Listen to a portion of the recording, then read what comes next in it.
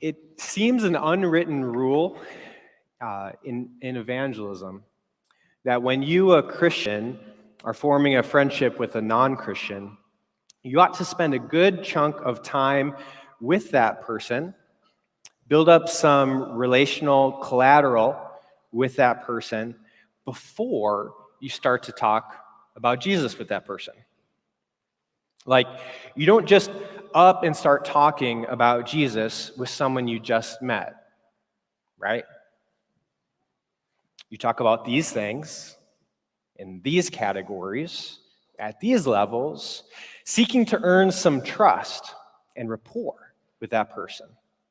And then, once you got that, once you're there, you can feel free to bring Jesus up in your discussion. I wonder if you're familiar with this rule. I wonder if you're familiar with having this hope to one day share the gospel with that person, but just not being there yet with them.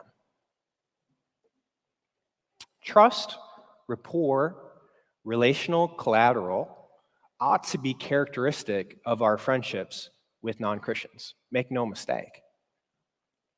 But not at the expense of making it even harder for us to bring Jesus into our conversation with that person.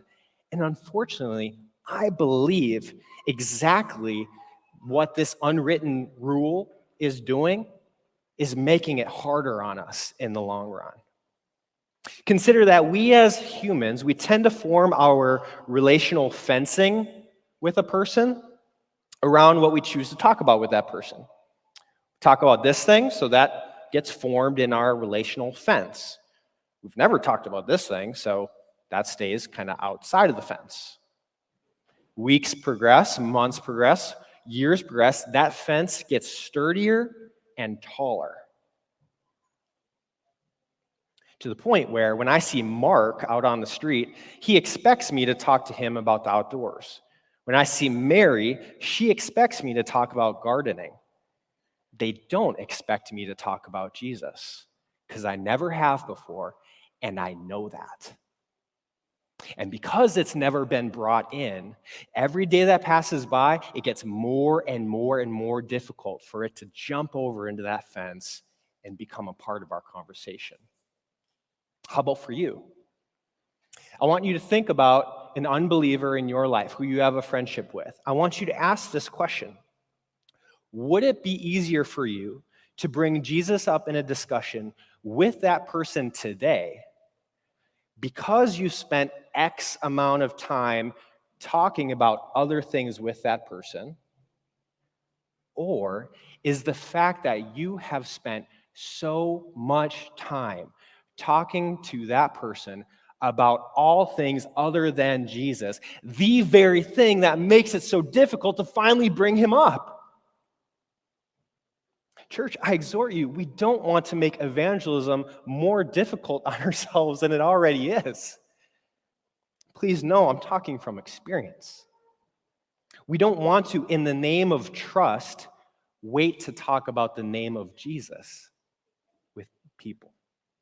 We want to bring him into our conversations regularly, early, and allow our relational fencing to form around him.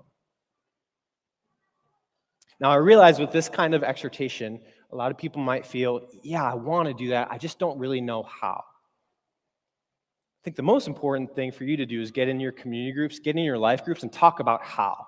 Those are the people in your life who know you, your personality, your unique situation. But for what it's worth, I want to leave you with one quick tool, and that is this. Someone tomorrow is going to ask you how your weekend was. They just will, because that's what we do. When they ask you, how was your weekend? You can say this, my weekend was good. I went to church on Sunday. Man, I just really enjoyed being there. By the way, I've never really asked you, do you go to a church? Or do you go to any sort of place of worship? Where the conversation goes from there, who knows? But at least it gets there, and that's the point. We want to get there early, and we want to get there often and make it clear that this is something you and me talk about together. This, I believe, will make evangelism a more easy thing for us to do in the long run. Would you pray with me?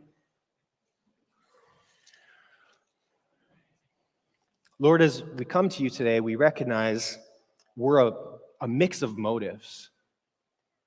We do have this great desire to build trust with people, but I think if we're honest, we also use this building trust idea as a cop-out for just not really wanting to go there yet ourselves.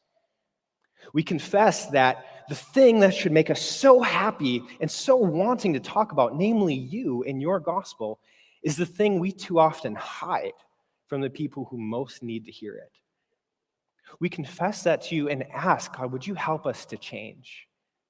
Would you cause us to be a people who are more than ready to talk about you with others? And as we come here this morning, we also bring with all the other ways that we have sinned this week. All the other ways we've fallen short, we've missed the mark. We bring all these things to you, our faithful Father and friend, in this time of silent confession.